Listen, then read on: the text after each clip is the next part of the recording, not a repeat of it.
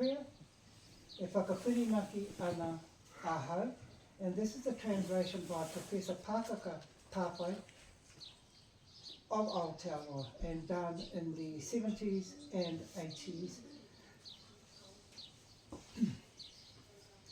E whakawhirinaki ake ana ahau,